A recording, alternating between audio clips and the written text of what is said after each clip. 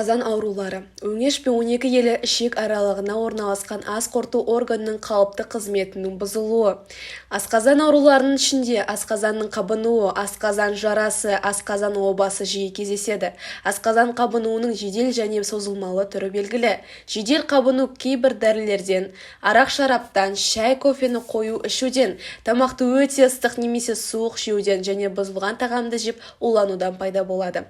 Науқастың жоғары құрсақ тұсы жайсызданады, жүректің айнуы, қысу және іш өту байқалады. Созылмалы қабыну жедел қабынудың жазылмай қайталауынан туындайды. Ол 12 елі ішек сөлінің кері ағуынан, ұзақ уақыт ішімдікті дәрілерді пайдаланудан, бактериялық қабынудан тағы да басқа себептерден болады. Науқаста кекіру, ащы запыран келу, жүрек айну, қысу, арықтау және қан аздық белгілері байқалады. Ауруды гастродинефробикросоппен анықтайды. Ауру адам тағам, демалыс режимдерін сақтап, асқазан сөлін тежейтін дәрі-дәрмектер ішуі керек.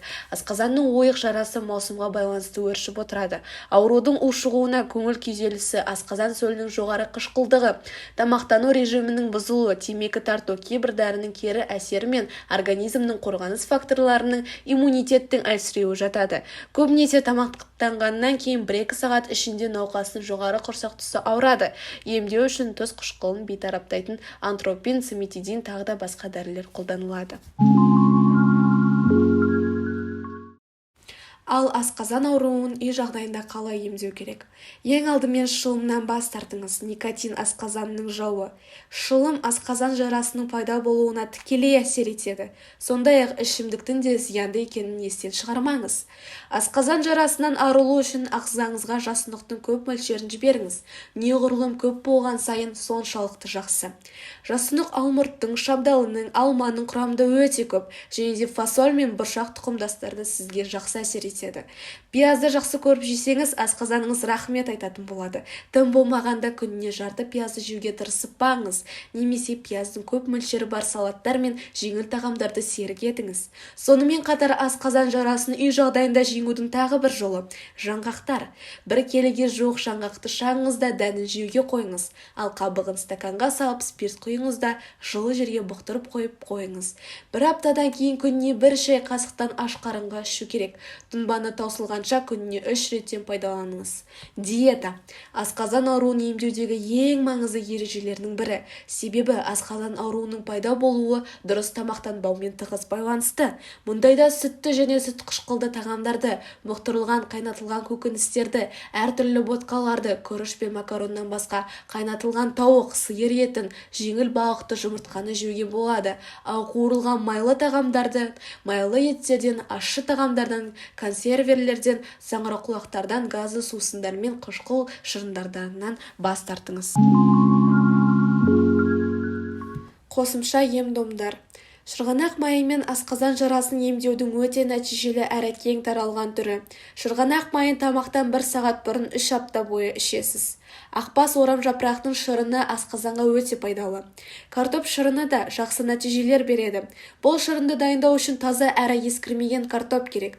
Қызыл сортының болғаны тіптен жақсы. Шырынды таңғы ас пен түскі астың алдында жарты стаканнан ішіп тұру керек. Айран мен өсімдік майының қоспасын жатар алдында ішіп тұру асқазан жарасының бетін қайтарады. 1 стакан айранға 1 ас қасық май.